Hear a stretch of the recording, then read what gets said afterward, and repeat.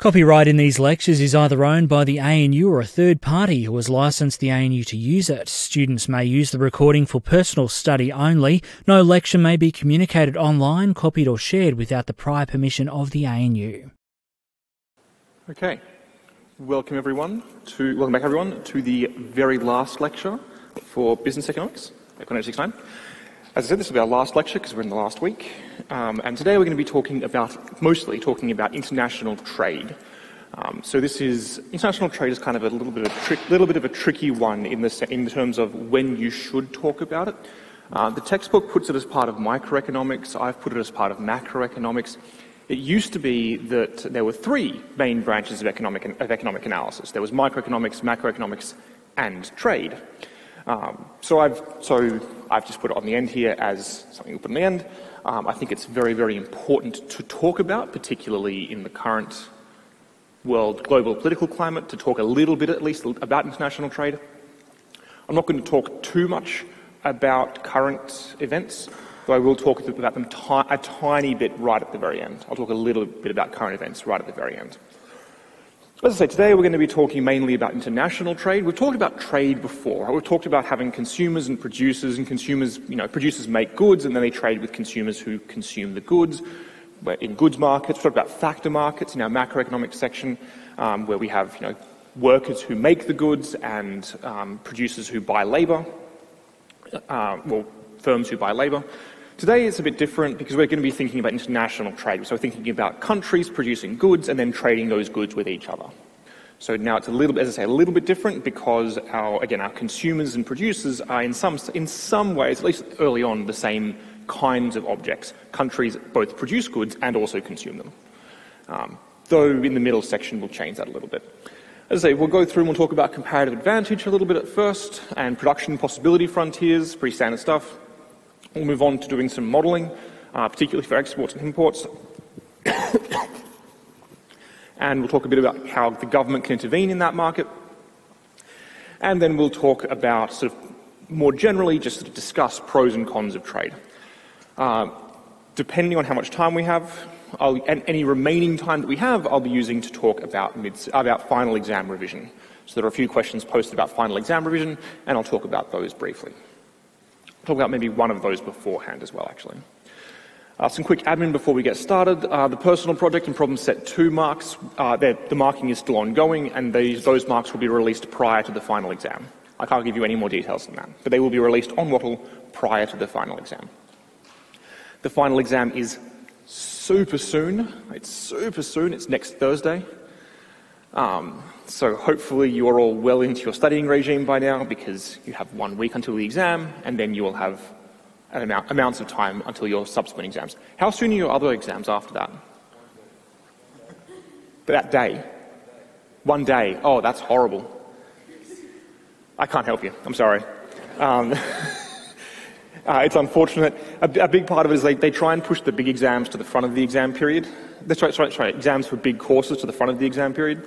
So if you're doing pretty standard courses with lots of other students, then you tend to have all your exams right at the front, which just sucks. There's no upside here. It's just unfortunate. But anyway, we will have exam consultations. So this is very, very similar sort of style to the help desk. We'll have exam consultations on Monday, Tuesday, and Wednesday at these times. The location is still being booked, but it will be in 1 or 2 of the ARNT tutorial rooms. So where a lot, not all, but where a lot of the tutorials are, in the ARNT building, on the base floor of the ARNT building, we have the tute rooms. It'll be in 2 of those tute rooms. So we'll have 1 or 2 tutors on it at all of those times. There was one question in the exam revision section which asked some questions about sort of style of exams. So I'll talk about those. I'll answer that question very quickly now. Which was, there were a couple in there. There was, to what extent will this exam have quantitative versus qualitative work in sense of how much calculation is there? In the mid-semester, there was no calculation. I went through and I didn't include any because I didn't think it was particularly helpful at that time. On this occasion, I still mostly feel that way. I still feel like calculation questions are kind of boring. However, I have made sure that there is at least some there is at least a quantitative question in the exam. You will have to do calculation at some stage in the final exam. Partly as well, that's because of the nature of this material, right? The material from this half of the semester lends itself much better to requiring calculation. So there will be a calculation question in the exam. You will have to calculate something. The other big changes, otherwise it's very, very similar to the first exam. I think the Part B questions are a little bit shorter. The Part A questions are very, very similar. What else have I got? There's only 2 Part B questions. It is not choose 2 of 3, it is just do 2 of them. I mentioned this last week, there was a minor revolt from the tutors on having 2 of 3, so I've switched back to having 2 Part B questions. Otherwise, any questions about the final exam? Again, not content, because I'll talk about final exam revision content at the end, but there was one other question that was asked in that section, which was what topics will be covered, and all of the topics from this term, from this teaching period, will be covered. So there were 6 lectures, there's 110 marks, you should expect about 20 marks per lecture, roughly, 20 marks per lecture. Question? Just about consultation, James. Yep. Questions. You've got consultation today, that's still on? All the normal consultation this week is still continuing. And then for the exam consultation, we don't need to book time. None of this requires booking. None of these times require booking at all. These are all rock up and do stuff times. I suspect that the Wednesday times will be more crowded than the other times, right? If you rock up at 2 p.m. on a Wednesday, or if you rock up at, let's say, 2:45 on a Wednesday with a massive list of questions, the tutor will not get to all of them. They will likely not get to any of them because there's going to be a lot of other people also rocking up at 2:45 on a Wednesday with a big list of questions. If you have a big list of questions, you've got to go to a fair amount of this time, right? Finally, exam consults tend to be a lot better utilised than help desk times. If you've been to help desk times in like week 10 or week 9, particularly let's say week 7 or 8 or 9, you will have seen that you're the only person there and you get an hour to spend just with the tutor. That will not be the case here, I suspect. Typically, my experience has been that's not the case for exam consults. Exam consults, you get a pretty large cohort of students, and it's more like a class. It's more like you go to the place and you ask questions and the tutor will work through the problems, often in front of the whole class, but not necessarily. It depends on the size of the room, how sick the tutor is of answering the exact same question over and over and over again. Eventually they just write on the board, has been my experience. But these are good things to do in any case, right? You can go, you can ask tutors questions, and as well, even if you don't have questions to ask the tutor necessarily, you can go to these things and listen to the question and potentially listen to the questions other people ask. Or at the very least, you have no choice but to study, right? If you're sitting in a room and the tutor's also in the room, you can't start playing video games, right? Because you don't have access to them, right? You have your notebook and your textbook. So you have to do work. Okay. Otherwise, questions about the final exam? Yes. Are we going to get more questions for this topic? Tutorial questions, yes, it's a good question. For this topic, there will be tute questions, same way as week 6. There will be tute questions, I will record solutions, I'll post solutions. The recordings will be up by Monday. Otherwise, any admin questions? Okay, that was actually quite straightforward. Let's jump in then. So we're talking again today about international trade. The first thing to talk about with international trade is the notion of comparative advantage, comparative versus absolute advantage. So this is talking about costs of production between countries. So absolute advantage is what we normally naturally think about, what normal non-economist people think about when they think about advantage, which is that a situation where one country can produce a good or service at a lower cost, physical cost in another country, cost in terms of capital, cost in terms of labour, than some other country. Australia has absolute advantage over many other countries, has absolute advantage in lots of things. If we look at Australia versus, say, Vietnam, Australia has absolute advantage in the production of rice, in the production of clothing, in the production of technology, in the production of coal. It has absolute advantage in the production of lots of these things because we have a pretty highly educated workforce, because it doesn't require that many man-hours to do stuff. We have pretty high capital-intense capital intensity, so it's reasonably cheap to produce most of the things that we could possibly produce. The thing is, absolute advantage, while it is the natural thing to think about, it's not actually that useful. The useful thing to think about when we want to think about international trade is really what we call comparative advantage. So comparative advantage is a situation where a country can produce a good or service at a lower opportunity cost. So it's not lower cost in terms of time, in terms of labour and capital, but lower cost in terms of what we could otherwise be producing. Right? And one of the reasons why we like comparative advantage as a concept is that every country has comparative advantage in something. And we'll go through an example that's going to highlight that pretty clearly, because the rationale is pretty straightforward. You either have, if you have a comparative advantage in A over B, we'll go through the example. The example will make it very, very clear why it is that every country has a comparative advantage in something. And we want to argue that since we care about opportunity costs, as economists we care about opportunity costs, then we want to produce where the opportunity cost is lowest. Not necessarily where the cost in terms of labour and capital is lowest, but where the opportunity cost is lowest, as we'll see. And this is handy, again, because every country has comparative advantage in something. So let's go through and demonstrate why it is that every country has comparative advantage in something. So we're going to make things as simple as we possibly can. We're going to have two countries, Australia and foreign. We're going to produce two goods, lamb and toys, and we're going to have what we call constant returns to scale within the country, which is to say we can trade at a constant rate between these. Within country, we can make changes at a constant rate. Basically, the last point there just means this table makes sense. Right? The number of hours needed doesn't change. The number of hours needed to produce these goods isn't going to change as we make more of the goods, which is not really true, but it makes our analysis a lot easier. So we're going to take this example. Right? We have Australia and foreign, and we talk about the amount of hours that it takes to produce various goods. In Australia, it takes 30 hours to produce a ton of lamb. It takes 5 hours to produce 1,000 toys, right? Labour hours. In foreign, it takes 60 hours to produce a ton of lamb, and it takes 8 hours to produce 1,000 toys. You'll notice Australia has You'll notice Australia has absolute advantage in the production of both lamb and also in the production of toys.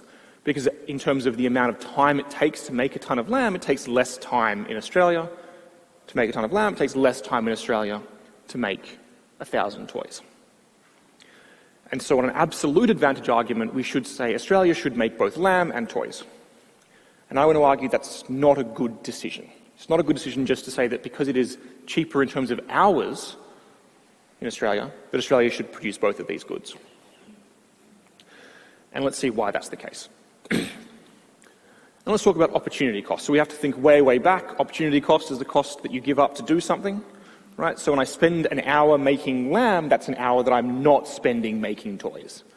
In particular, when I spend 30 hours in order to make, let's look at Australia, when I spend 30 hours in Australia to make 1 unit of lamb, I'm not making 6 units of toys.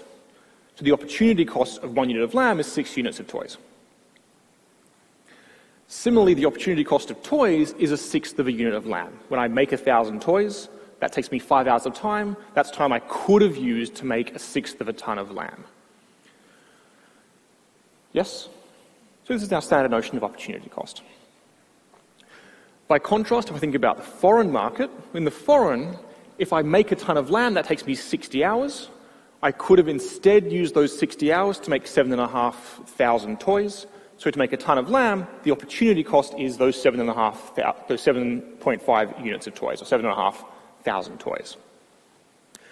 Similarly, the opportunity cost of toys, if I spend 8 hours making 1,000 toys, the opportunity cost of toys is 1 over 7.5, or 2 over 15, is the opportunity cost of making toys, in terms of units of lamb, right? If I spend 8 hours making 1,000 toys, I spend 8 hours not making 2/15 of a ton of lamb. And the maths here is why we have to have, is why either this number is smaller than this number, or this number is smaller than this number. It has to be the case. Because the opportunity cost of lamb is X, right? then the opportunity cost of toys is 1 over x. If the opportunity cost of lamb is y, then the opportunity cost, for foreign, then the opportunity cost of toys for foreign is 1 over y. And either x is smaller than y, or 1 over x is smaller than 1 over y. Right? One of these things has to be true. So in this context, either this is smaller than this, or 1 over this, which is this number here, 1 over 6 is smaller than 1 over 7.5. Right? One of those things must be true for any value of x and y. I mean, technically x could be equal to y. In this case, you don't get results, but let's ignore the weird corner solution where it's equal. So,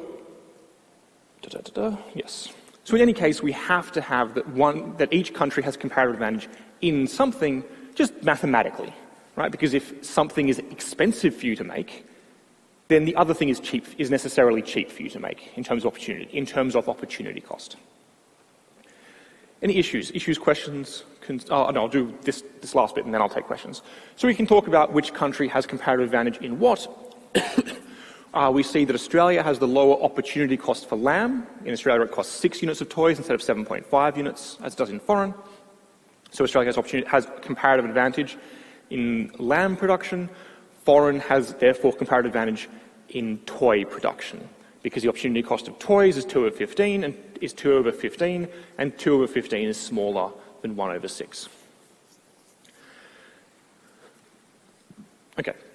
Any questions? Questions, problems, issues? Yes? Can't the difference between the opportunity cost of lamb and toy is different? If that's the reason that causes trade surplus and trade deficit. Yes, as we'll see. As we'll go through not so much trade surplus, trade deficit. So this is why we want trade at all. But we'll go through how comparative advantage leads to trade in the next couple of slides. Okay. So, based on this, we're not quite here yet, but based on this, we can describe what we call the production possibility curve. Sometimes called the production possibility frontier. It's exactly the same thing. So we suppose that Australia has 15,000 hours of labour to play with. Right? In Australia, we have 15,000 hours of labour, and so we can think about how much we can produce in our economy in total. And because we like graphs, we're going to draw a graph. We have lamb and toys. And we're deciding this kind of graph we have seen before in terms of consumption choices. Now we're thinking about this kind of graph in terms of production choices. And so we could say Australia could put all of their effort into producing lamb. If Australia produces only lamb, then they're going to get 500 units of lamb. If Australia produces only toys, so this point here is a production choice for Australia. Right? 15,000 divided by the 30 hours it takes to make 1 unit of lamb is 500 units of lamb that they can produce. They could instead produce 3,000 units of toys. Right? If they only produce toys take 5 hours each, you have 15,000 hours. You produce only toys, you get 3,000 units of toys. So they could also produce at this point here. And they can trade off between those things, right? They could spend a bit of time making lamb and a bit of time making toys. And if they do that, they can produce anywhere on this line here. And so we call this the PPF for us. This is the production possibility curve, or the production possibility frontier for Australia. Australia can produce anywhere on this line. Anywhere on this line is feasible and not optimal. Optimal is the wrong word. Is feasible. Certainly. Well, they could produce anywhere on this line. Australia could, in principle, produce below this line, but producing below this line is suboptimal, right? It's inefficient. Right? It means you're not using all of your time to produce goods. If you're producing down here somewhere, right? If we produce less than the boundary, less than the frontier, that's bad. That's a poor choice, because we could just make more stuff, and more stuff is good. And importantly, we can't produce past the frontier. Right? These points out here are inaccessible. We can't produce there. We just don't have the manpower to produce points out here, to produce at levels out here, right? More than anything on this line.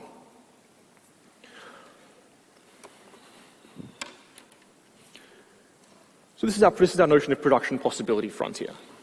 It's handy, and we'll see it being handy a few times. Any questions, problems? Excellent. We're going to do the exact same thing for foreign. Now, foreign, we're going to say, has 48,000 hours of labour. So the foreign market actually produces more. Right? The foreign market, even though it's more expensive in terms of time to produce, they have a lot more work, they have a lot more hours of labour available. And so if they spend all their time making lamb, they make 800 units of lamb, all their time making toys. I'll try and make this roughly right, actually. Put that there. They make 800 units of toys. You'll notice, I should have probably tried to emphasize this a bit more, but you'll notice that the slope here is a bit different. The slope of these lines is different. The slope of these lines is related very, very closely to the opportunity cost of the production of lamb and toys, because we trade off, right? If we make one less unit of lamb, we make 6 more units of toys in Australia. In foreign, if we make one less unit of lamb, we make 7.5 more units of toys. So this is related to the slope of this line. And again, foreign can produce anywhere on this line is okay. Anywhere below this line is a poor choice. They could do, but it's a poor choice because they could just produce more. Anywhere beyond this line is just infeasible, right? They're not able to produce that much. Okay. Any questions? Questions, comments? Okay, excellent. So now I want to try and think about the effect of trade in this context. So here I've got what I've called the production possibility curve without trade, but I want to think about the potential for gains from trade. And so what we're going to do gains from trade, and then we'll talk about the with trade PPF, the world PPF. So to do gains from trade, we want to think about specialization. So in the autarky state, which is the state, so autarky is without trade. In the autarky state, we're restricted to the PPFs that I've drawn here. But by trading, we might be able to consume beyond our PPF. In particular, we could change our production to specialize and produce more of the thing that has a lower opportunity cost, or produce more of the thing that we're good at producing, and less of the thing we're bad at producing. And if the other country does the same thing, the other country also produces more of the thing they're good at producing and less of the thing that they're bad at producing, and then we trade, we could potentially both become better off. We could increase the total amount of stuff in the world and then trade in a way that makes us both better off. So, for example, if Australia is good at making lamb. So let's say Australia decides it's going to make 6 more units of lamb and therefore make 36 less units of toys. Meanwhile, at the same time, the foreign market says it's going to make 5 less units of lamb, and by doing so it can make 37.5 more units of toys, right, because of the opportunity cost. Then the world production of goods has just increased. Right? We just have more stuff in the world now. There's an extra unit of lamb, there's an extra 1.5 units of toys. And so by making this change in production, the world amount of stuff has increased, and so we could therefore do some trades to make both countries better off. Right? After the fact, we do some trading. Australia sells 5.5 units of that lamb that it produced, and ends up with a little bit more lamb. Australia receives in return for that, let's say 37 additional units of toys. And so it's got a little bit more lamb and a little bit more toys. Foreigners also got a little bit more lamb and a little bit more toys. Everyone's better off. Everyone's happy because of this specialization that we've done. Right? So we can think about then the PPF with trade, the world production possibility frontier. And for the world production possibility frontier, well, if the world exclusively makes lamb, then Australia makes 500, foreign makes 800, the world makes 1,300.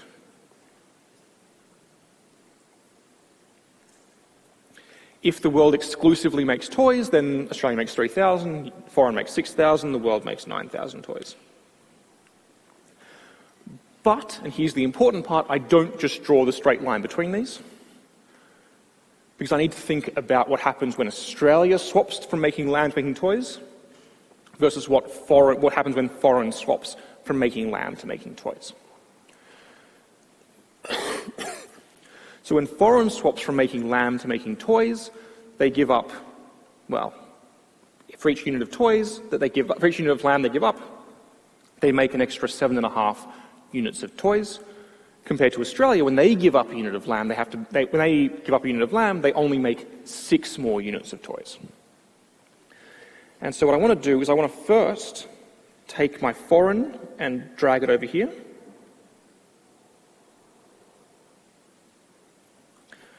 And this region here, what we're thinking about is this region here is the market is the foreign producers swapping from making lamb to making toys. Right. As we go along here, Australia is still exclusively making lamb, and the foreign market is swapping from making lamb to making toys. Then when we hit this point here, we're at a point, right, at this point here, we're at a point where the foreign market is exclusively making toys, and Australia is exclusively making lamb. And then, as we keep going, we have a different slope because now it's Australia that's reducing its quantity of lamb. Right, so up in here, we're thinking about Australia reducing its lamb production, and it's more expensive for Australia to do that. So again, down here, at this point here, we're going to call this point A. This is Oz makes lamb, and foreign also makes lamb. This point B here, this is the point where Australia is still exclusively making lamb, whereas foreign is exclusively making toys. And up here we have where both make toys.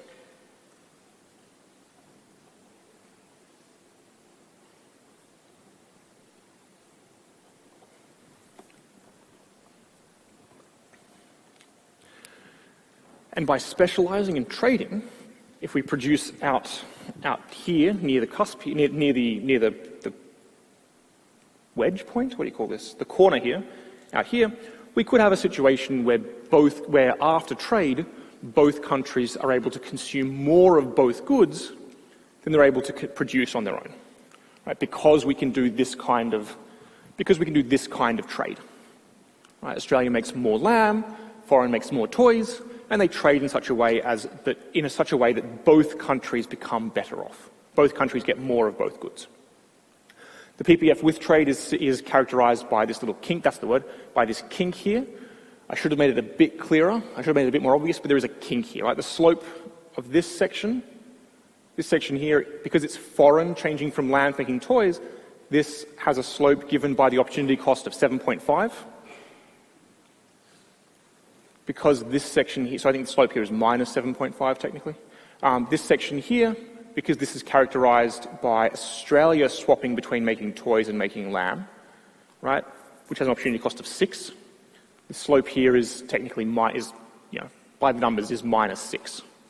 So they have different slopes here, and we have a hard kink in the middle, a corner in the middle, which is there, but could have been a little tiny bit clearer.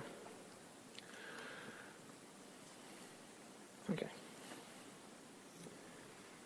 This is the whole point of trade, right? We trade by international trade. We trade by specializing into the thing we're good at and selling more of that. And by doing so, everyone can become better off. Questions? Yep.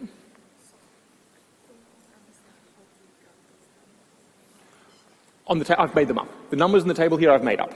Oh, sorry. I've made them up carefully. They've been made up, but they've been made up carefully. The fact that I've said a change in, so Australia being +6 and foreign -5, those numbers I've made up. I've chosen them carefully. So if Australia makes 6 extra units of lamb, Australia makes 6 extra units of lamb, the opportunity cost of each unit of lamb is 6 units of toys, and so it necessarily makes 36 less units of toys. So once I've chosen that to be +6, this has to be -36. 6 times 6, right?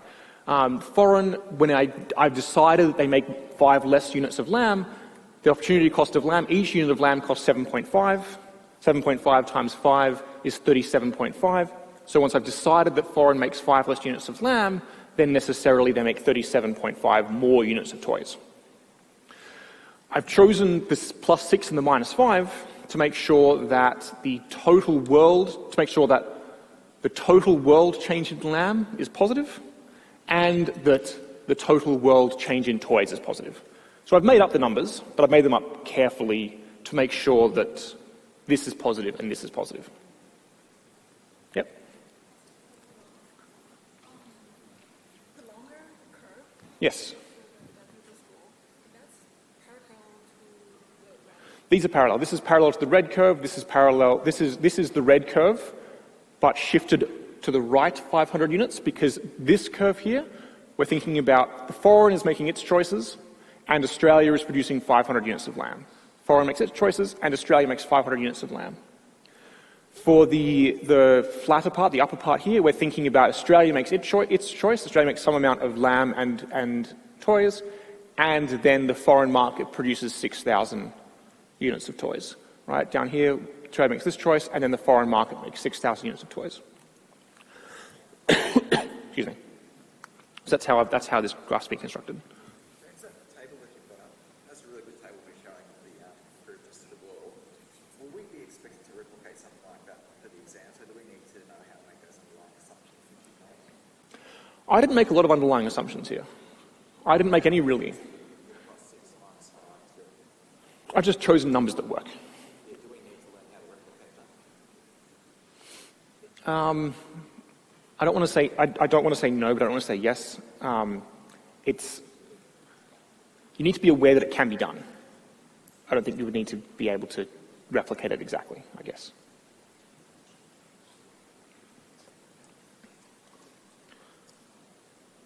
Questions? Yeah. Oh, yes.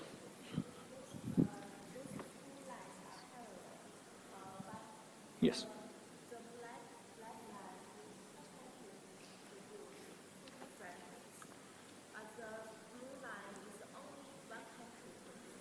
The blue line, they're both one country. When I say foreign, I'm thinking of there's the Australian country and there's the foreign country, which is also just one country. Well, just to keep life easy, we're thinking of a world with two countries, to keep things simple. But yes, the answer to your question, I mean, it's actually green. It does look very black, doesn't it? It does look very black, doesn't it? Yes, this part of the, I'm going to say green line, is parallel to the red line, for reasons just described earlier, which is that it's the red line but shifted right by the 500 units of lamb that Australia produces. This section up here of the green line is parallel to the blue line because it's just the blue line shifted up by the 3,000 units that 3,000 units of toys that the foreign market produces. The black line is both countries producing stuff, right? So on the again, the green line, to be clear, this point here, for example, as an example, this here consists of the foreign country making this many goods, and Australia making 500 units of lamb, 500 units of lamb. And so it's just this point plus 500 units of lamb. So it's both countries. This point out here, point D, is the foreign market produces D1, and Australia produces D2, 500 units of lamb. This is a world PPF.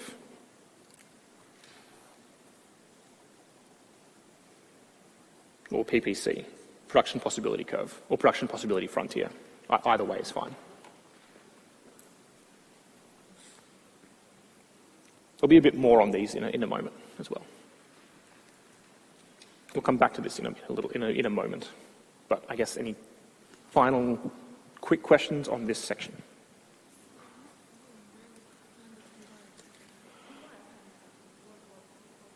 Well, D2 is just Australia makes only lamb. Everywhere on this section, right, down here at point A, Australia makes only lamb. Up here at point B, Australia makes only lamb. At every point along here, right, we're thinking of Australia makes lamb, and the foreign market makes some combination of lamb and toys. Okay, reasons for comparative advantage. So this is a fairly quick one, and then we go through that stuff. Okay. So there's a number of different reasons why we might see comparative advantage between countries. Some of them are pretty straightforward. Some of them are a little bit less straightforward. Certainly I would argue the most straightforward is the idea of climate and natural resources, right? Some countries are just better, some countries have better climate for certain types of goods, right? You're not going to make much in the way of grapes in Siberia because it doesn't have the climate for grapes. So they're not going to have a comparative advantage in grapes.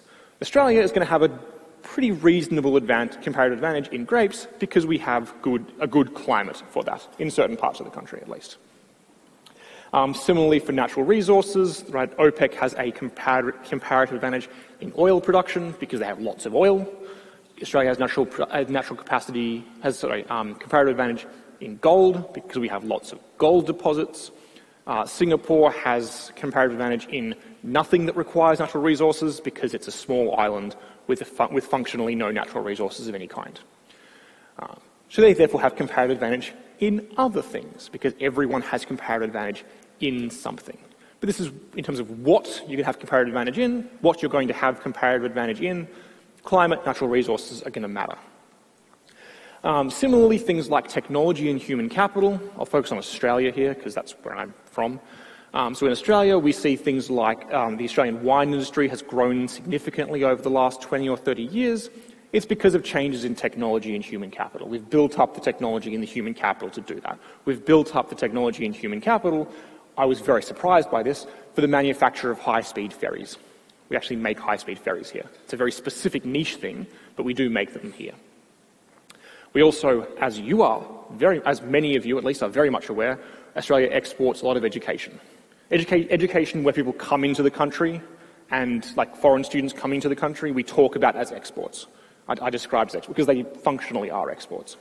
So they're described as exports, right? Because we have the human capital to have a comparative advantage in the export of education. And finally, we talk about the capital-labour ratio. So countries that are capital abundant, countries like the US and Europe, they produce things like aeroplanes, things that don't require much labour, but are very, very capital intensive, require lots and lots of capital to produce this stuff. By contrast, somewhere like Myanmar, lots and lots of labour, really not very much capital, and so we think about them producing lots of clothing and toys. Things like clothing, things like toys that are labour-intensive production, but don't necessarily require a lot of capital. Capital is still useful for both of these things, but you can use labour instead. I do want to argue here that comparative advantage changes over time due to changes in these factors, right? So China, for example, used to have a massive, massive pool of labour. Its capital-labour ratio used to be very little capital, tons of labour, and so you saw lots of clothing production. That's evening out now, right? China is evening out and becoming a more, middle income. It has become a middle income economy with a pretty standard-looking capital-labour ratio, and so a lot of that clothing manufacturing is moving to places like Vietnam and Myanmar, and instead China is developing comparative advantage in other things, developing comparative advantage in semiconductor production, right? In high-skilled manufacturing, for example, is from my perspective the big thing that's being changed. So these things all change over time, right? Oil runs out, climate changes, technology and human capital change, labour-capital ratio in particular changes quite a lot over time. So economies change because we have dynamic comparative advantage. Any questions? Questions, concerns, problems? Yes? We also have things like taxes and government policies and subsidies. I would be hesitant to add government intervention. Government policies, maybe. Government policies, I think, are not an unreasonable thing to include here. Government taxes and subsidies, I'd be wary of including. As in, if the Australian government just says, yeah, this is a reasonable. If the Australian government just says we are no longer allowing coal to be produced in Australia, the end, then Australia no longer has a comparative advantage in coal because we can't produce any. So yes, in that sense, government policies, government taxation, I'd probably treat separately, in the same way that we did for taxation in goods markets. I think it's useful to treat taxes and subsidies as a separate kind of thing, but yes, for policies you could certainly include within comparative advantage. And you could talk about taxes and subsidies, but I'd recommend not doing so. I think you get a lot better analysis if you don't. Okay, let's talk very briefly about wages. So when we produce, it requires labour to produce stuff. Labour has to be paid. Has to be paid wages. Potentially, wages are different between different countries. So we're going to say W is the wage in Australia, WF is the wage in foreign. And so now, instead of talking about the amount of hours it costs to produce stuff, we can talk about the monetary cost of production, right? To produce a ton of lamb, it costs 30 times W. It costs 30 W, where W is the wage cost in Australia. To produce a ton of lamb in foreign, it costs 60 WF. It costs 60 times the wage cost in foreign, right? No great surprises here. And similarly for toys. From this, we get the notion of a lowest cost producer. We do need this notion. So a lowest cost producer of a good is a country which can produce each unit of good at the lowest monetary cost. So lowest cost producers, we're not explicitly thinking about opportunity costs. About opportunity costs, we're thinking about monetary cost here now. The distinction is that the lowest cost producer will depend on the relative wages in each country. If foreign has a really, really super low wage rate, it's going to be a lowest cost producer of lots of stuff. If Australia has a really low wage rate, Australia's going to be a lowest cost producer for lots of stuff. The nature of competition means that goods will necessarily only be produced by a lowest cost producer. Because if you're producing goods in Australia and you're paying lots of money to do that, you may as well outsource them and produce them in foreign. Right? And similarly, if you're using goods in foreign and it's really expensive there, you may as well outsource and produce in Australia. So goods are going to be produced exclusively by a lowest cost producer. I'm using a lowest cost producer a lot. I'm really pushing that a point because there's going to be many situations. In fact, typically, there will be more than one lowest cost producer for at least some goods. It will be standard that some goods will have a unique lowest cost producer and some goods will have many lowest cost producers. But we'll see that in a moment. So we go through the example. Australia is the lowest cost producer of lamb. If with two Fs means if and only if. It's a maths term, but we use it a lot in economics as well. So Australia is the lowest cost producer of lamb exactly when it's cheaper to produce lamb in Australia, this much, than it is to produce lamb in foreign, which is this much. That is, as long as the wage ratio between Australian and foreign is at most 2. Australia is the lowest cost producer of toys exactly when it's cheaper to make toys in Australia than it is in foreign, which is when the wage ratio is no bigger than 1.6. So the wage ratio is really this key thing that is going to determine the lowest cost producers. This gives us a few different possibilities that we might have to think about. Right? We have these two cutoff points, 1.6 and 2. And that gives us a few possibilities to think about. Maybe, right, the wage ratio is less than 0.6. If the wage ratio is less than 0.6, then Australia is the unique lowest cost producer of both goods. Right? Because it's cheaper to produce lamb and cheaper to produce toys in Australia. That's situation number 1. Situation number 3, if Australia is really expensive, right, if the wage ratio is more than 2, right, situation number 3 here, wage ratio is more than 2, then Australia is so expensive that the foreign market is the lowest cost producer of both goods. Because Australia wage rates are 15, foreign wage rates are 5, then this number is bigger than this, and this number is bigger than this. This is not a good sign. What will typically happen, and then we also have the middle ground, right? Situation number 2, where the wage ratio is between that 1.6 and that 2. It's between the two extremes. And in that case, Australia is a lowest cost producer of lamb, foreign is a lowest cost producer of toys. I want to argue that situations number 1 and 3 are not going to happen. Right? In any sort of equilibrium analysis, situations 1 and 3 we can basically rule out as being the wage rates are too different. Because if the wage rate was more than 2, then everything gets produced in the foreign market and nothing gets produced in Australia, which means that there's no demand for Australian labour, which pushes down the wage rate in Australia. right? Because there's nothing being produced, so workers are sitting around doing nothing and not getting paid because they're demanding too much money in terms of wages, and so those wage demands are going to fall. So situation 3 is not possible, and the mirror is true for situation number 1, right? It's also impossible because everything's being produced in Australia because the wages in Australia are so low and foreign's producing nothing, so wage rates in foreign are going to fall. So we can rule out situations 1 and 3 because one country is producing nothing. That means in equilibrium, our relative wages have to be between these two extremes, right? Each country has to be the lowest cost, has to be a lowest cost producer of something. Any questions, concerns? Yep.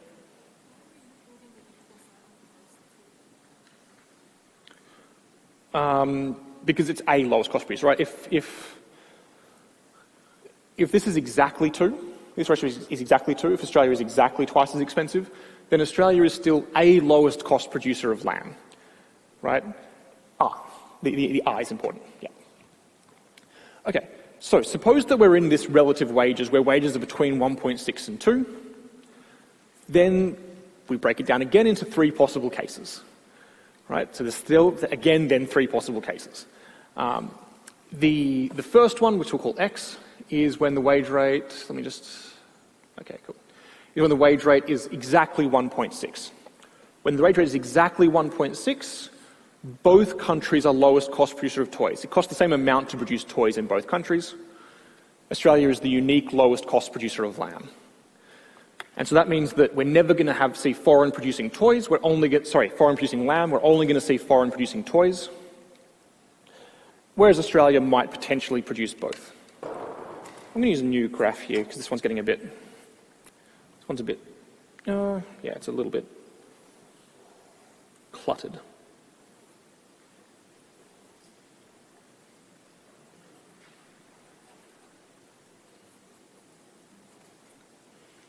Again, down here is Oz makes lamb, and foreign also makes lamb. Up here was Oz makes toys, and foreign also makes toys. And this one here was Australia makes lamb and foreign makes toys. And the points in between here are when when one of the countries is mixing. Exactly one, and only one of the countries is mixing their production. So if the wage rate's 1.6, both countries are lowest cost producer of toys. Australia is the unique lowest cost producer of lamb. That means Australia mixes between lamb and toys, and the foreign market produces only toys. So the foreign market produces only toys, and Australia mixes. So we're thinking about this region in here, right? All the points in this region X are consistent with a wage rate of exactly 1.6. These are consistent with a wage rate of 1.6 because the foreign market's only making toys, and so we only have to pay them enough that they can only make toys, whereas Australia makes both goods. Whereas Australia is being paid at a rate where Australia is the lowest cost producer of both goods. Because it costs the same to produce toys in Australia versus in foreign, but it's cheaper to produce lamb in Australia. So lamb is only made in Australia. The converse is point Z, right? If the wage rate is exactly 2, have I got this wrong? Someone's looking terrified. Is this right? I did write this down, but then I left it at home because I'm an idiot. This looks fine. By contrast, if we go down to Z, right, where the wage ratio is exactly 2, then foreign is the unique lowest cost producer of toys, but both parties are the lowest cost producer of lamb. Again, this is just pulling from this. Right, I'm just taking from here. So when the wage rate is exactly 2, right, then the foreign market is the unique lowest cost producer of toys. Both countries are the lowest cost producer of lamb. That means Australia's only going to produce lamb. Australia's not going to produce any toys, and so we're thinking about being in this region down here, right, in region Z here, where Australia only makes lamb. The middling section, where the wage ratio is somewhere between these, then the foreign is the unique lowest cost producer of toys. Australia is the unique lowest cost producer of lamb. Australia is only going to produce lamb. Foreign is only going to produce toys. And so the only production that is consistent with that is this middle point here, is this king here at point Y. Is the only thing, the only possible production point that's consistent with a wage rate anywhere between 1.6 and 2. So the production possibility frontier in this analysis really locks down the wage rates. And I think I have one more thing here. Yes. Really locks down the wage ratio. Sorry, not the wage rates, but the wage ratio. I'll do the next slide before I take questions, because the next slide will clarify some things, hopefully. Regardless of the wage, wherever we are, anywhere on here, regardless of the wage, Australia produces and exports lamb to buy toys, and foreign produces and exports toys to buy beef, with some exceptions in the very, very extreme cases, but functionally speaking. Australia produces and exports lamb to buy toys, foreign produces and exports toys to buy beef. The equilibrium wage will depend on consumer preferences. What I mean by that is where we actually live, where our world economy lives on this PPF, on this production possibility curve, will depend on consumer preferences. Consumers might really like toys and want to live up here. Consumers might not care about toys that much and really like lamb and want to live down here, right, at point A or point B. It's purely a matter of consumer preferences. Consumers want what they want. We don't question what it is. They might want more toys, they might want more lamb. We don't know. Excuse me.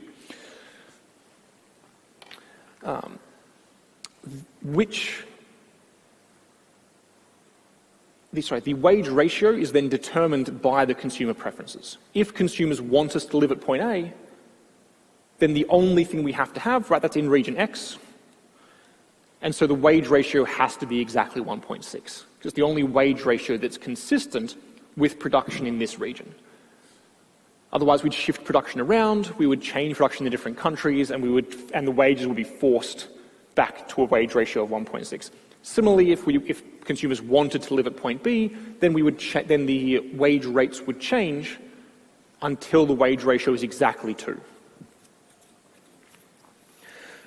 I do want to say here, in this model, Australia is a more productive country than foreign, right? The more productive country pays higher wages. In any of our equilibrium examples, Australia is paying a higher wage, right? Between 1.6 and 2 times higher than the foreign wage.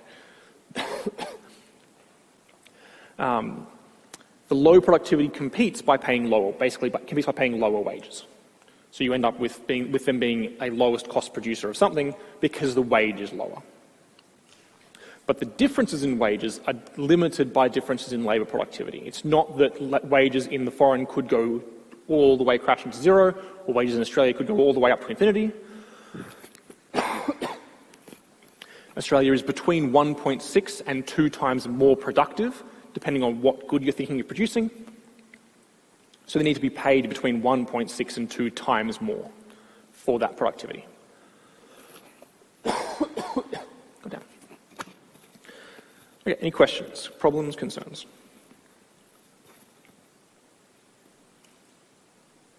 Sure. The cost of production is all down to labour. In this model, have you only got one factor? In this, I've just assumed labour is everything, yes. I've ignored capital requirements. You could add capital. It wouldn't be that difficult, but it would be additional work to add capital to the model. Certainly you could add capital to the model. Here, I think you could describe this as a short-term model, so capital is fixed, and labour productivity is whatever it is. So you could describe capital as being fixed in the short term, and then you could talk about in the long term capital changing and that affecting various things. Sorry. Excellent. Okay. This is what I want to talk about for production possibility curves and wage ratios and comparative advantage. Now we want to move on and do a little bit of proper modelling. Modelling in the sense of some welfare analysis stuff. You'll remember welfare analysis from way back in the day? Way back in the day? This is all our welfare analysis. There we go. Yes. Welfare without trade. So this is a recall section first. Very, very quick. This is just what consumer surplus is. Producer surplus, right? Consumer surplus is the gap between the value that they get from, the value consumers get from consumption minus the price they paid. Producer surplus is the revenue from sales minus the cost of production. There might be government revenue. If there's government intervention, there might be government revenue. If we're away from the social optimum, we might have deadweight loss. And so we can talk about in our stock standard demand supply model, right, in equilibrium without trade, there's a autarky price, there's an autarky quantity traded, and we can talk about producer surplus, consumer surplus and producer surplus.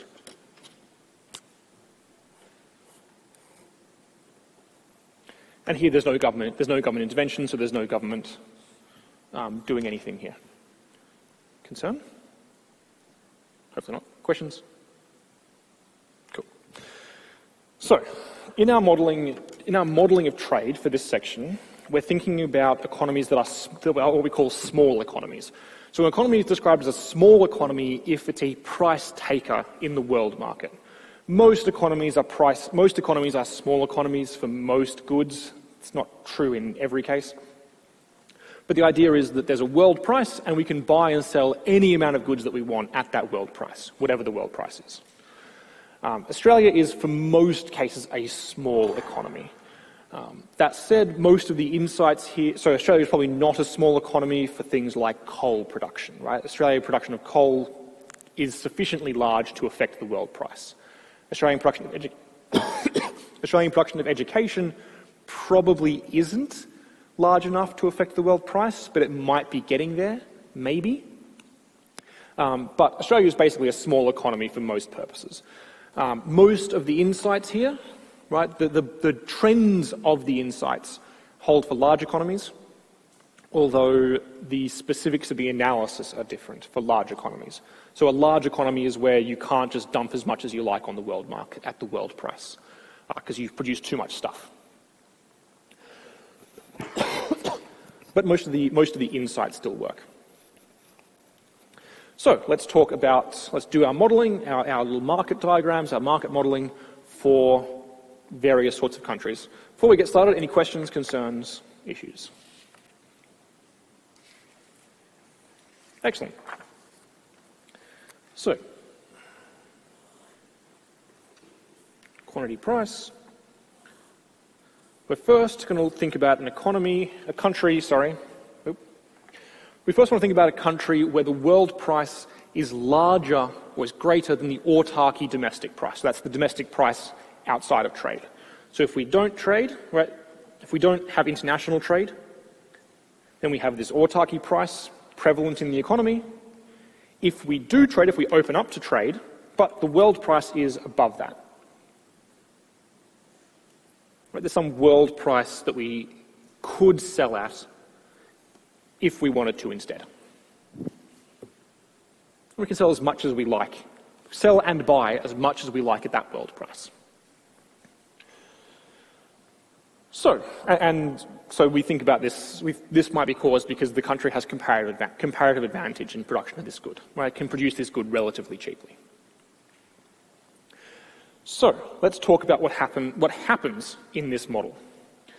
So let's say we initially were in autarky, and so we produced the autarky quantity, the autarky price. We're at point A for autarky.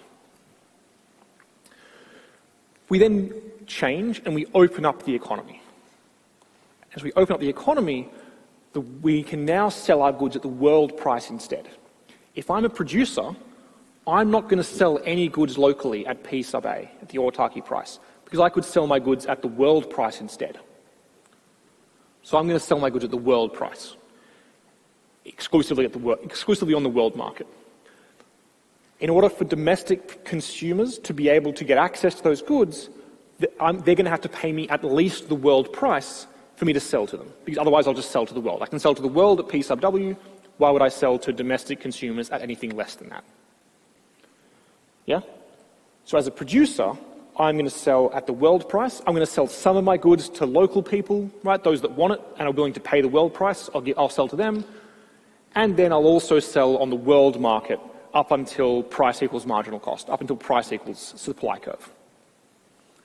So as a supplier, I'm loving this, right? This is fantastic for me as a supplier because I get to sell, right, quantity supply, I get to sell this massive amount of goods at the world price and take home massive amounts of producer surplus. This is fantastic for me. I sell huge amounts of goods, some of it domestically, some of it internationally, but all of it at that world price. Meanwhile, the consumers, domestic consumers, are kind of annoyed by this, right? Compared to autarky, this is not great for domestic consumers because now they only get to consume Q sub D, right? They have to face this high price, so they choose to buy less of the good, higher price, less of good, and so we get a much smaller region of consumer surplus. It's okay, but it's not great. What we do like is that producer surplus has increased, consumer surplus has fallen, but what we have seen is an increase in total surplus. We have seen an increase in total surplus because we previously didn't have, I don't really want to use red, but it's the only one left. Right? Yay. We have this nice increase in total surplus because our producers are making more stuff and selling it on the world market. So this is the additional surplus caused by producers selling goods on the world market. So yay. Any questions? Questions, comments, problems? Yes? We do not, no. Supply curve is marginal cost curve. As a marginal cost curve, the supply curve will not change. Because it's still the marginal cost of production in the economy.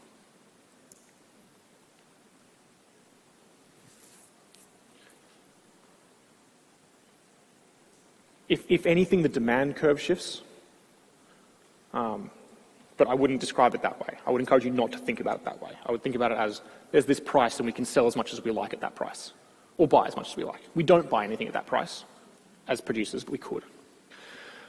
The flip side of this is the importing country. And so the importing country works, like exactly the same way as the exporting country in terms of modeling, right? We have quantity, we have price, we have demand, we have supply, we have an autarky price. The only difference is that the world price is below the autarky price. So if we let our local market do its thing, then coal's a bad example. What do we import? Then rice costs $10 a kilo. That's a bad number. Then rice costs $5 a kilo if we allow import, but we could buy rice on the world market for only $3 a kilo. So we're going to force out the least productive rice producers in Australia and import lots of rice at $3 a kilo. And so the price will get pushed down, right? Because we can buy and sell at this world price. And so as consumers, why would we buy Australian-produced rice at $5 a kilo when we could buy some other rice at $3 a kilo? Right? You're clearly going to buy the cheaper rice. And that's going to force out the least productive Australian producers. And so we're going to trade at the world price. We're going to have some quantity demanded, quantity supplied.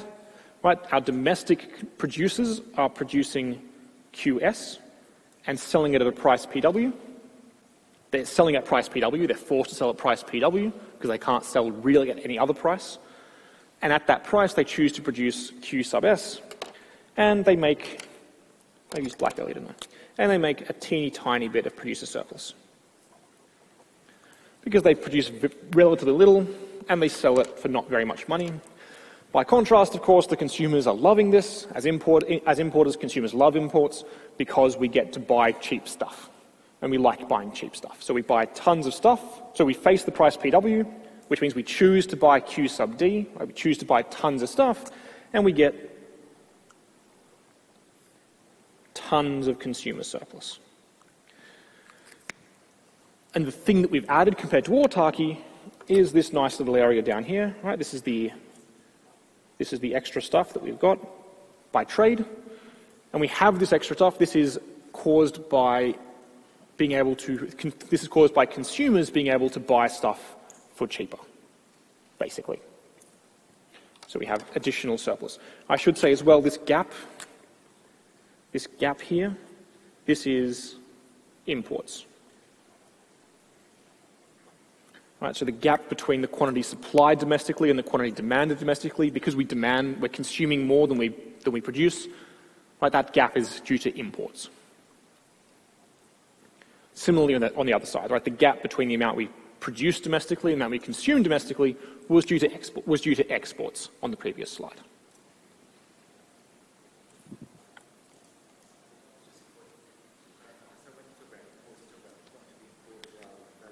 Quantity imported, yes. Quantity imported, absolutely.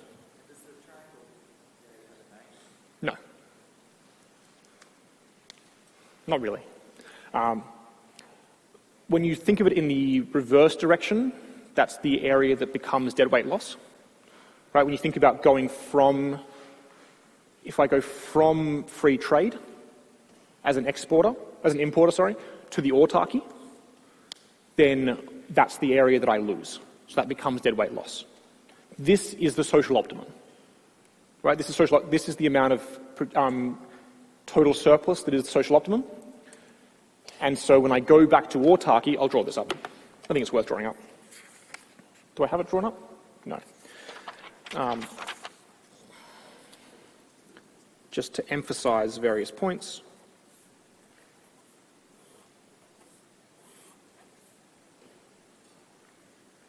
I don't really need that, actually. I'm going to use PW. So total surplus under free trade is, I'll change colour.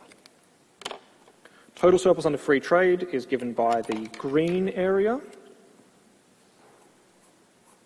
or black area, I think it's showing up as,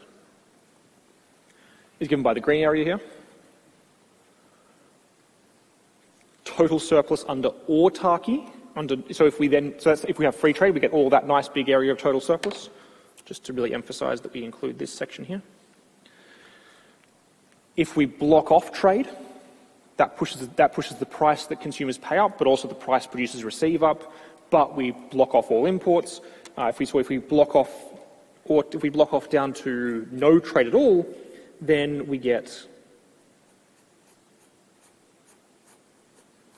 total surplus of this area here, as we normally do. Yeah? Which means that the deadweight loss associated with autarky, right, what we've lost is this area here. So this area becomes the deadweight loss due to autarky. So in that direction, it's deadweight loss. In the yay direction, it's just increase in total surplus.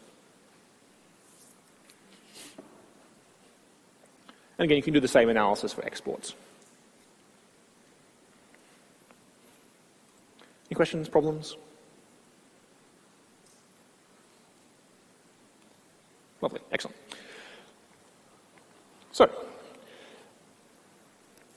So, yeah.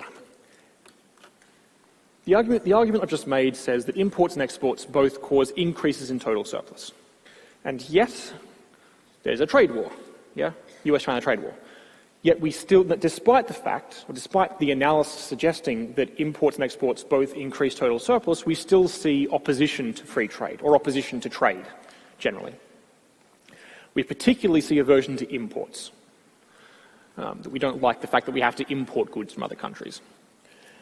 And we can think about why that might be the case. And this is more political economy than economics, but it's still broadly within the field. The issue basically is that when we think about imports,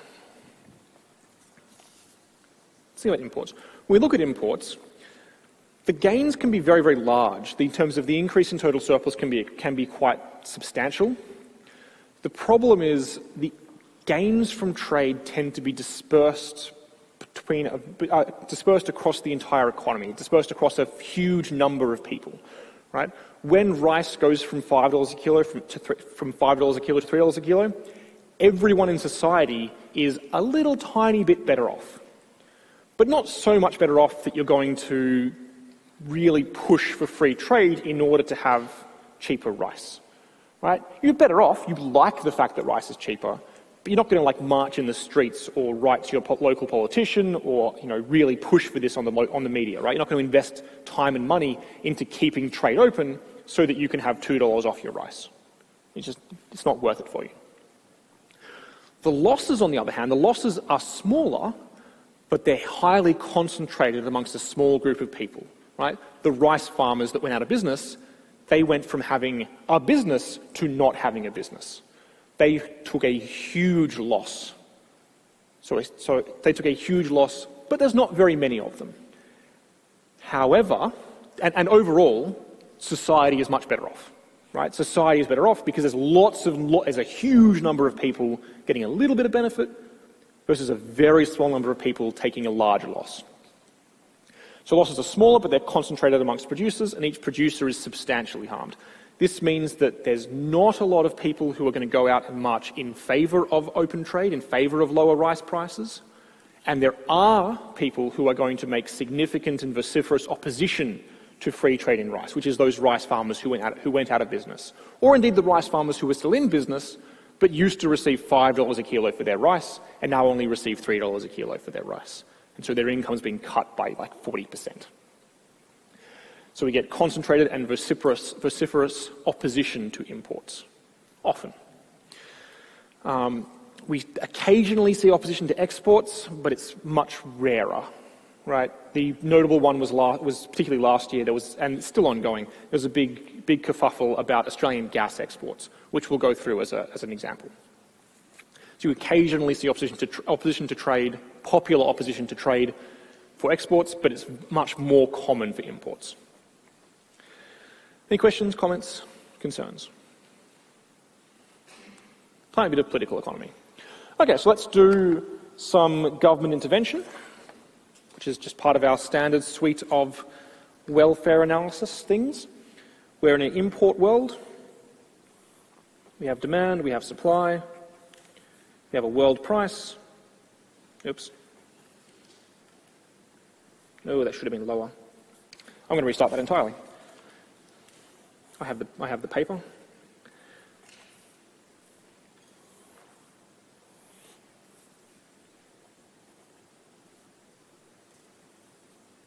We have a world price, right? Demand, supply. Domestic demand, domestic supply. So, let's think about, in this model, right, if the government doesn't intervene, we get this much supplied domestically, this much produced domestically, so this much demanded domestically, and we have tons of imports. So now we're going to put in place a tax on imports. So we're going to go and we're going to say each unit of import needs to pay, whenever you import goods, you have to pay a tax on them, which is something you could do, right? The trade war between China and the US is mostly through the case of import duties. The government steps in and says, from now on, all goods from China you have to pay a certain amount extra on goods that you buy from China. As always, we do taxes in terms of like a tax wedge kind of thing. We're not thinking about shifting supply curves or anything like that. So what we're thinking about is that the world price, instead of being able to buy stuff at the world price, those world producers can now only sell it at the world price plus whatever the tax is.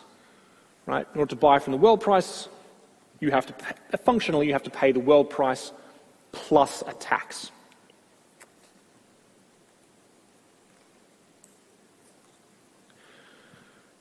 This has a couple of effects. Certainly this will have a couple of effects. It will help domestic producers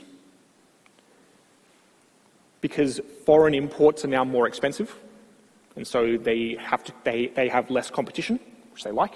It will harm domestic consumers because the price they have to pay for their goods is going to increase. There's a tax levied on anything that's imported, and domestic producers have less competition, so domestic producer prices are going to increase as well by the same amount.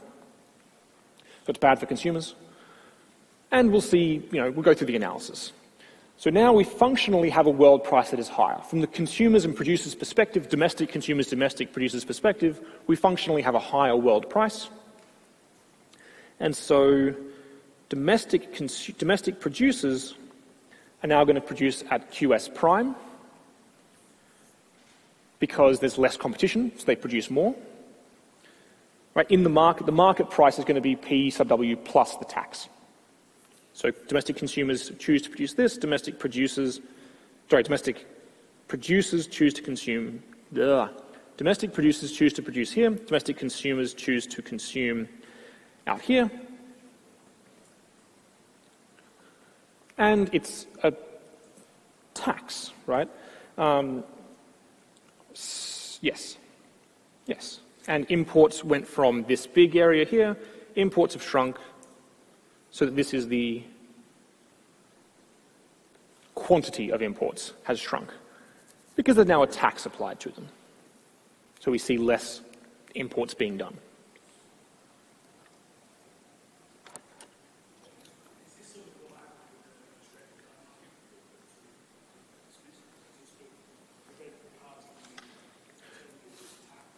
The Australian car market is really more a matter of production subsidies, as far as I'm aware, rather than were tariffs quite high? Oh, okay.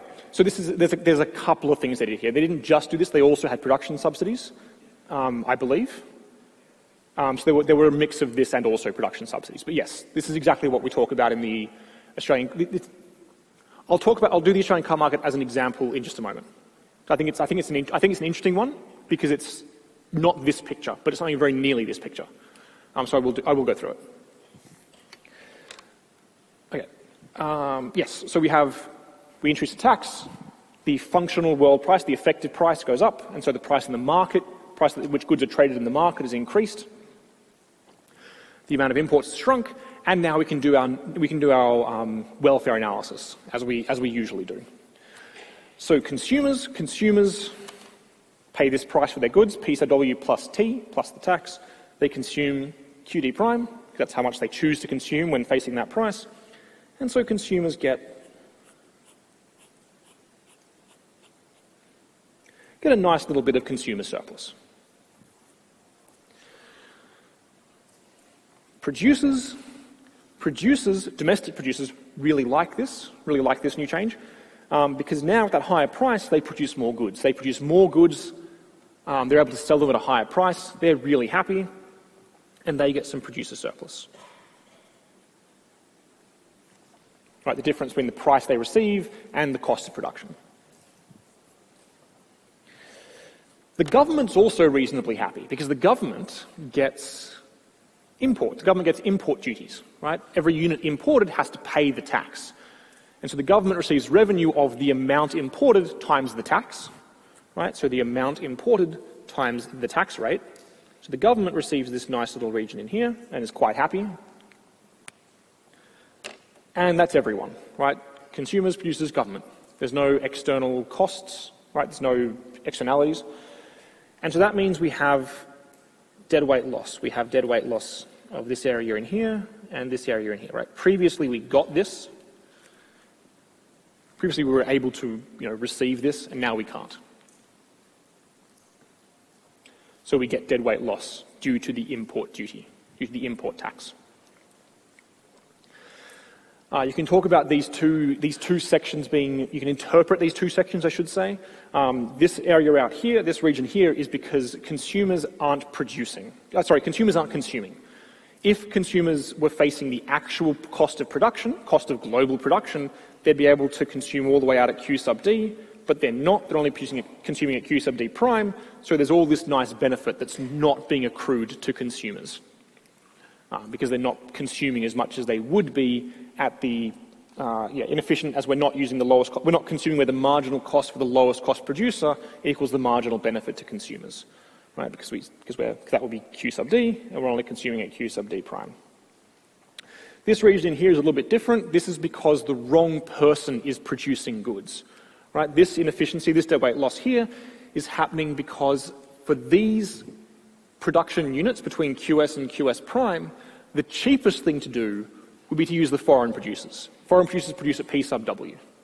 That's the cost of production for foreign producers, or for the world production. But the import duty means that instead, the local producers are producing instead. The inefficient local producers are making the goods instead. So this is what's causing the dead weight loss here. Right, we're having inefficient production and inefficient consumption. And we have government revenue, so it's not too bad. Any questions? Questions, comments?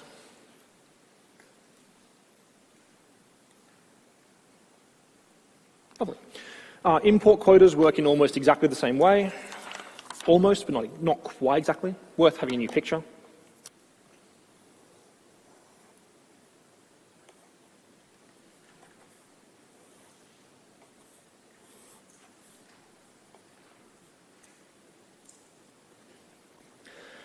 The difference is so an import quota, rather than saying here's the tax on imports, we just say you can't bring in more than so much stuff.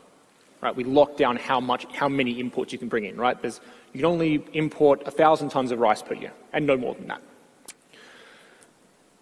And the effect is pretty similar. It's not exactly the same, but it's pretty similar. What we do is we say, well, the amount imported is going to limit the gap between domestic production and domestic consumption. Because that's what imports are. Imports allow us to have a gap between domestic production and domestic consumption. So if we lock down an amount of imports, right, if we say that we can only import this much, right, this is the size of our imports on our quantity scale here. Then we take that and we're going to make that as the gap here between quantity demanded and quantity supplied. Quantity demanded, quantity supplied, quantity supplied, quantity demanded. And the gap between these is now the import quota. Right, so the gap here is the quota. We're not allowed to import more than this. And so we do the same kind of analysis, right? Because we have this quota, we only import so much. That means a couple of things. That means that there's less competition for domestic producers. It also means that foreign producers can just sell their goods for more money because there's less of them floating around. And so the price is going to increase to P prime, let's say. The price can get pushed up to P prime. And so we can look at what happens for consumers, producers, and so forth, and we get the same kind of analysis happening, right? We get consumer surplus. Consumers are not very happy with this import restriction because they face a higher price, they consume less goods. Producers are very happy because they face a higher price and can sell more goods. And that's it, right? We don't include, in our welfare analysis, we don't include the foreign, any foreign producers, we just don't think about them. And so we get, there's no government revenue here because the government just limits the amount you can import but doesn't take a fee or anything to import, it just limits the amount. And so we get tons of dead weight loss, right? This whole massive space here is dead weight loss. Because now we have three components. We have inefficient production, we have inefficient consumption, and we have surplus that we could have gotten, but is instead going to foreign producers, right? Because the foreign producers are able to sell their goods at a higher price than it cost them to produce. Any questions, problems, concerns? Yes. Consumer surplus is higher than the autarky surplus, but it's lower than the free trade surplus. In free trade, their surplus goes all the way down to the world price, right? So they lose out. Compared to not having an import quota, they're worse off by this amount. Compared to no trade at all, they are better off. Yeah, it's not as bad as no trade, but open trade would be better still. Okay, I'm going to do a different case study than this one. I'm going to instead do the case study you mentioned over here, which was the Australian car market. So the Australian car market closed down recently, and it looked a lot like so the Australian car market used to be protected by significant tariffs, Right? To import cars to Australia, you have to pay significant tariffs on imports. Those tariffs were gradually wound down and were recently shut off entirely. The model that we had for tariffs is not quite right, though, because the model that we really want for the Australian car market looks more like this.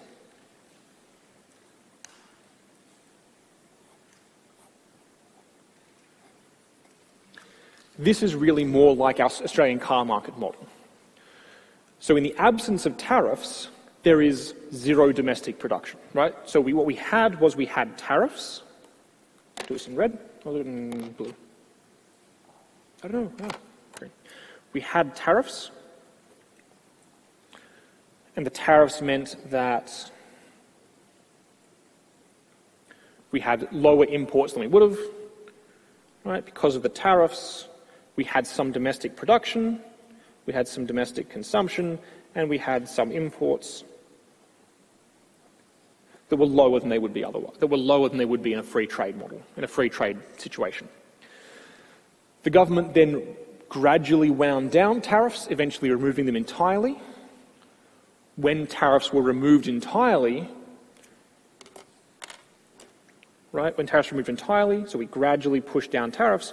Once they're removed entirely, we face just the world price for cars, and we see that domestic consumption increases, not by a whole lot actually. The demand curve here is relatively vertical because generally speaking people want a car and that's about it. You kind of pay the price that you have to pay to buy a car, or you have an amount of money you have to buy a car and you buy the best car you can for that amount of money.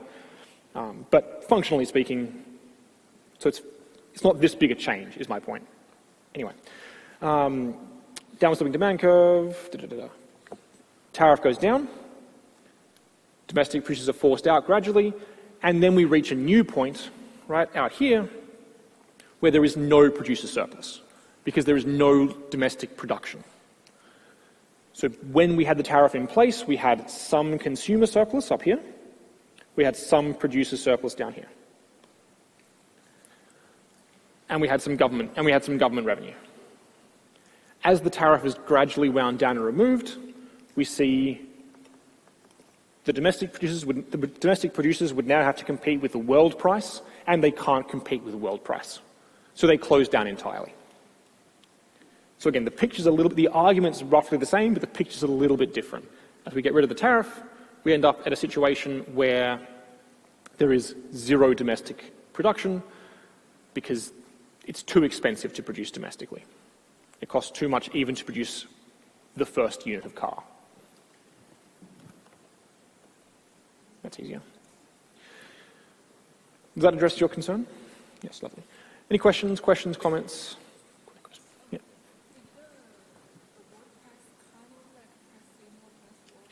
The world price behaves very similarly to a price ceiling or price floor, yes. It's not exactly the same because when you can do things like taxes and import quotas and things. But yes, in the absence of government intervention, the world price behaves like a fixed price, like a price ceiling or price floor. No, I don't want to say that, because we can do imports and exports at that world price. So it's like a price ceiling or price floor where the government enforces the price ceiling or price floor by buying and selling any amount of excess goods that they have. So it's not quite the same. We can't get shortages and surpluses. So, take that back. It looks very similar, but it's not quite the same because it's not going to lead to things like shortages and surpluses. Because we can buy and trade as much as we like at that world price.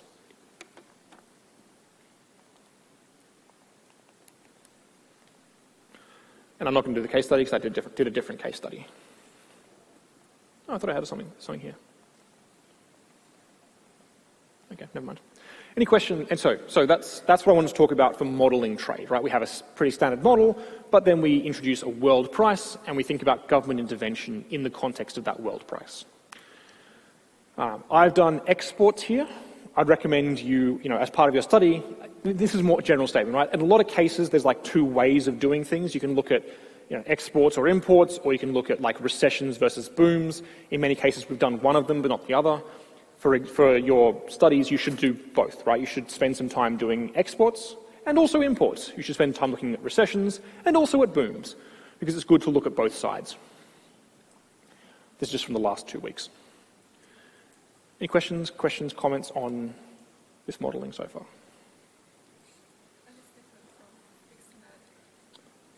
Oh yeah, absolutely. It's an entirely different object. You could build externalities on top of this, but it's a different kind of object than externalities. Yeah. Okay. So now we'll do a quick section on arguments about trade, or arguments for trade, or for trade barriers. So there's some reasonably strong arguments in favour of international trade. I think it's not unreasonable to say that most economists are pretty happy, are pretty pro-trade in most cases. The arguments basically being that voluntary exchange is necessarily mutually advantageous. If we both agree to make a trade, then to make an exchange, then we both have to be made better off. Otherwise, we wouldn't agree to that exchange. International trade particularly allows us to exploit comparative advantage and specialization. It allows us to, and we haven't talked about this too much, exploit economies of scale. In our models, in our modelling, we tend not to be using economies of scale. But you can think about, it can be helpful to have economies of scale. It can be useful to have one place that makes all of the high-speed ferries in the world, and you make them in Australia, and then you ship them around to different places. We can get benefits from increased competition, right? We free up trade, and we end up with, this is really related to the second point, we end up with goods being produced by whoever is most competitive. So this lowers costs of production, it increases overall welfare. It is not unreasonable to say that most economists are pretty okay with trade. I want to emphasize that. There are arguments, and it increases total surplus, right? It's generally good for reasons that we've just talked about. There are lots of arguments in favour of trade barriers, right? Arguments in favour of restricting trade. And I want to talk about some of those quickly now and give my opinion, and give an opinion on, well, we'll go through them. Probably the most common is this infant industries argument. So this is the argument that says that, so this was the argument given for the car market. We can't possibly compete in Australia in our car market because it's tiny, right? Currently, it's 1960, and we have a tiny car market. We want to grow that car market. But we can't possibly do that if our production has to compete with production from America and from Europe.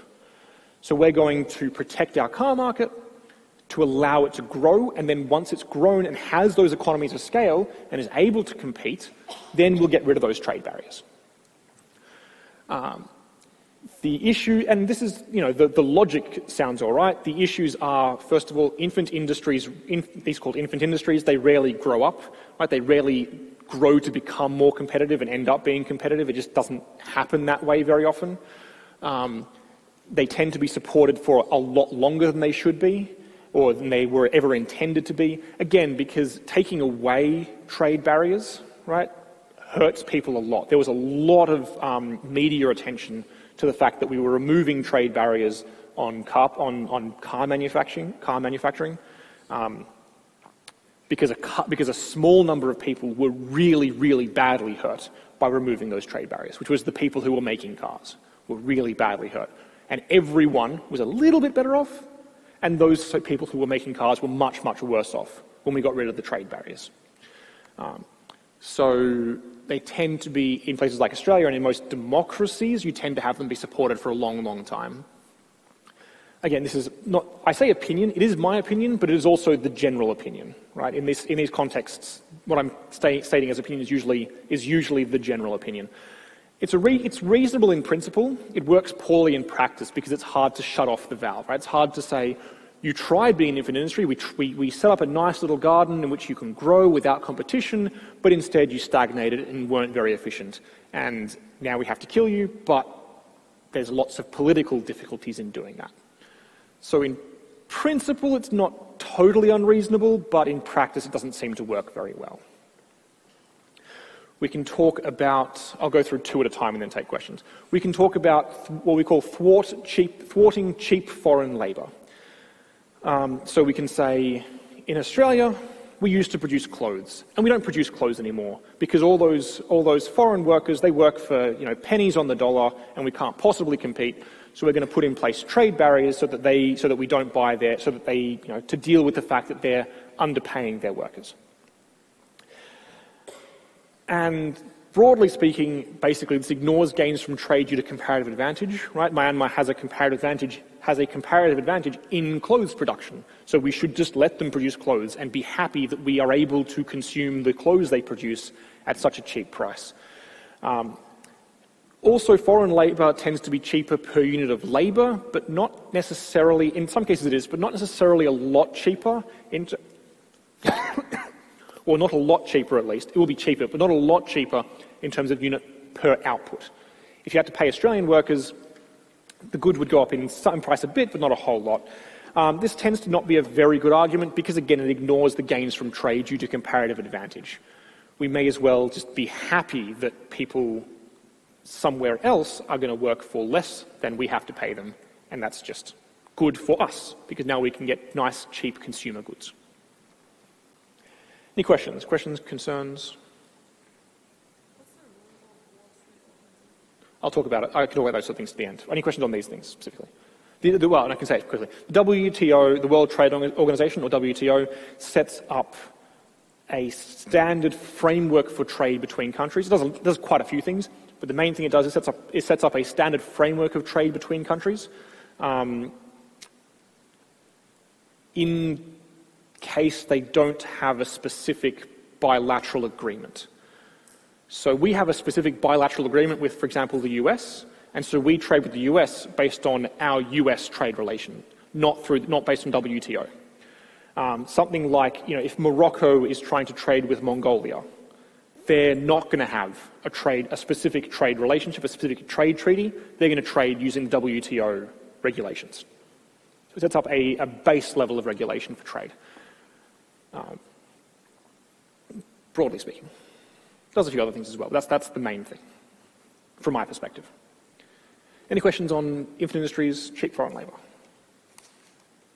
Cool. Pressing on. We have a national security argument, right? As a country, we are more than an economy. We are also a country. We also have national security concerns. As a nation, we need to be able to produce submarines right here in this country, which we do at enormous expense. So we protect industries which produce strategic materials.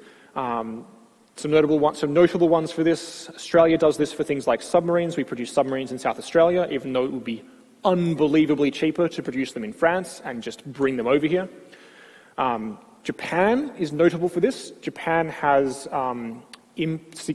very, very large import restrictions on rice production because in the last war they had issues with previously they were importing lots of rice, and then when they were no longer able to import that rice because of the war, the Second World War, they had mass starvation. And so they didn't want that to happen again, and so now they put in place barriers to make sure that they produce enough rice domestically to feed their population. So they consider that to be a strategic resource. Now, there's a few issues with this. It's not totally unreasonable. There are some issues with this. Often there are other means that we could use to get these objectives, particularly for things like submarines, which is things like stock or weapons generally. You could just stockpile instead, right? Rather than producing domestically, you just produce foreign and then just bring them in and hold onto them domestically. There's also the issue that this has a backfire effect, has a sort of an unintended consequence, which is that interdependence of trade severely reduces the risk of war, right? If you think about, say, France and modern day France and Germany, let's say, if you need, that's a bad example, I don't know. If you need the other country's, production chain in order to survive, in order for your economy to function, you're not going to go to war with them. And if they need your production chain in order to thrive, they're not going to go to war with you. Right? It doesn't really. So by having increased trade, that reduces the threat of war because it increases the cost of going to war for both countries. So we can get this interdependence argument. Again, the opinion here, this is more my opinion, this is potentially reasonable, right? There are, if you make this argument, it's not an economic argument. It's a separate kind of argument. And so it's potentially reasonable. Ideally, if you can do other means, that could be good, but it's potentially reasonable as a reason for trade barriers. We have the retaliation argument. So this is the current China-US issue, where the US puts tariff on Chinese imports, Chinese threatens or retaliates by restricting US imports into China. So one reason why you might put in place barriers is as a retaliation. Now, when China retaliates, this hurts US producers, but it also hurts Chinese consumers, right? So China puts in place a soybean import restriction, which they did recently, on US soybeans. This hurts US producers of soybeans quite a lot, but it also hurts Chinese consumers who no longer have access to those cheap US soybeans, and so have to pay more for soybeans, more for tofu, more for soy products generally. It also threatens escalation of trade war or further retaliation, right? The US puts in tariffs, so China puts in tariffs, so the US increases their tariffs, so China increases their tariffs, so US moves ships into the South China Sea, so the Chinese bomb the ships in the South China. You see how this escalates quite quickly. So we get escalation of trade war or potentially, actual war. And so the opinion is it's very tricky to thread this needle. What you really, really want to do is threaten to retaliate, but not actually retaliate. You want to threaten and retaliate so that you don't have to retaliate. You say, if you put in place tariffs, we're also going to put in place tariffs, in the hope that the other person on the other side of the table, or the negotiation table, is a reasonable human being and doesn't want tariffs on their own goods, and so therefore won't put tariffs on your goods, which mostly has worked for a while now. And the WTO has rules against unnecessary tariffs or unreasonable tariffs. Any questions? Questions, comments, problems?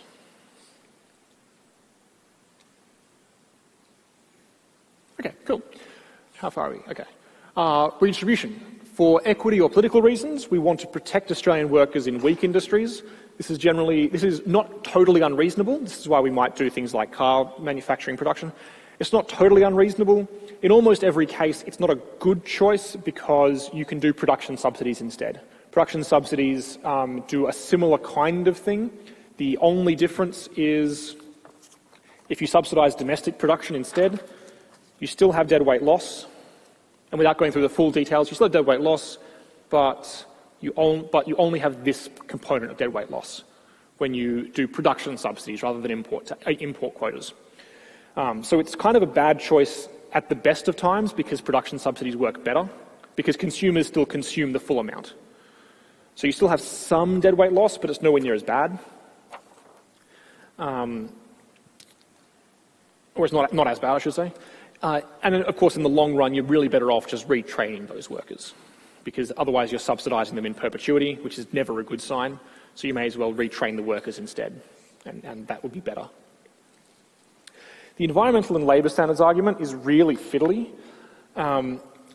because it's probably one of the more reasonable ones. So this argument goes, as Australia, we really don't like importing, let's say, palm oil from Thailand, right? Thai palm oil is deeply environmentally destructive, and so we're going to put massive trade restrictions on palm oil from Thailand. Or we can say we really, really don't like the fact that lots of production in various parts of Southeast Asia is done by what is functionally slave labour, so we're going to restrict our imports from those countries because we're concerned about sweatshop labour or, again, functionally slave labour. And there's benefits to this, right? If the only way you can import, the only way Thailand's going to be able to export its palm oil is by increasing its environmental standards, then maybe they'll increase their environmental standards. And then they'll, be able to export their palm oil, and that'll be great because we'll have better environmental standards. Maybe if we stop buying sweatshop labour, stuff from sweatshop workers or stuff from sweatshop factories, the sweatshop factories will close and we'll change production to other goods. And it's possible. It's also possible that, but on the other hand, the main reason, the usual reason why environmental and labour standards are very weak is because we're talking about very, very poor countries. We don't talk about weak labour standards in America as a cause for, or in, let's say, France, as a cause for restricting trade. So there might be and additionally, trade helps the country develop, right? We trade with them, the country becomes richer and then develops and might, on their own, because they just want to have a cleaner environment or better labour standards, introduce labour standards. So while this might work, again, we might have a backfire kind of effect where the fact that we stop trade with them, rather than encouraging them to encouraging other countries to improve their labour and environmental standards, it just means they stay poor, and so they stay having bad environmental and labour standards. So it's a little bit tricky, again, to sort of thread this needle. Questions, comments? Brilliant. We're nearly done.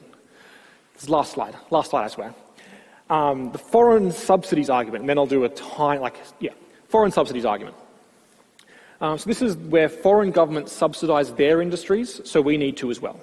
Right? There's no possible way that we domestically can compete because those other countries over there, they're subsidising their industries, so we should do so as well. It's a terrible argument. Foreign subsidies lower the world price. Right? The fact that the foreign countries are subsidising whatever they're producing means that the world price is lower. We can just enjoy the fact that there's a low world price. This is just nice for us. Right? Why would we subsidise our own workers? We can just enjoy the low price. If we were to subsidise our own workers, the Australian subsidies are paid by Australian taxpayers, right? We still have to get those taxes. We're still paying for it. We're still paying for those subsidies. It's just sort of silly in some ways. When China, or let's say, China's on my mind. Let's say China subsidises production of widgets. Part of the benefit of that subsidy goes to us in the form of lower prices. If we then retaliate by subsidising the production of widgets, part of that subsidy goes to Chinese consumers who then buy our widgets. It just seems silly to do this. We may as well just enjoy the subsidies the other countries, enjoy the benefits of the other countries' subsidies. Questions, comments, problems? Okay. We're super low on time, but I will very, very, very, very briefly go through a couple of the things that were mentioned. I'm mostly going to say don't worry about it. Given the time restriction, for most of these questions people have asked, I'm going to say it doesn't matter too much, don't worry about it. Please don't have logged out. That would be super annoying. Good. Okay. Change CPI. You can look it up. It's not going to be part of the course. It deals with substitution bias in a better way than the normal CPI, or at all, but in a better way than normal CPI. I wouldn't worry about it too much. In the last question, China invested in new industrial equipment. The ability to combine inputs decreases, which led to a decrease in GDP. So we said here that China had a massive increase in capital, no change in labour, and yet we observed a large decrease in GDP. And so we said that had to be due to a fall in technology. This is what they've chosen to do. This is basically what was chosen to do. Again, in a planned economy, you can kind of do this. You can instruct people you must use such and such a system. And if the people are bad at using that system, then they're bad at using that system. So this is kind of a consequence of the planned economy not working as it was intended to work. These questions are really a lot about monetary policy. There's a couple here that I think are important to mention. So this is the money multiplier of 20% means n equals 5. That does not mean there's five cycles in the monetary creation process. It means regardless of what this is about the money multiplier, regardless of what the reserve ratio is, there's always an infinite number of cycles in the money creation process.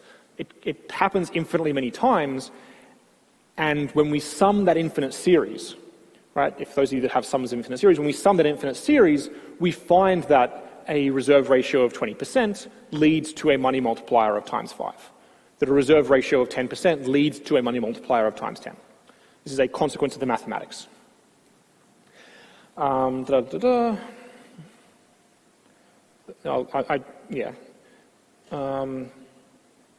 will do those, I think, mostly.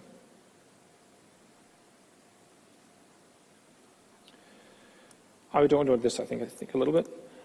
In wage bargaining and the minimum wage, the influence of the relationship among the minimum wage, bargaining wage, and the surplus. I think it's the last one I'll do. So I didn't have time, I do apologise. In wage bargaining,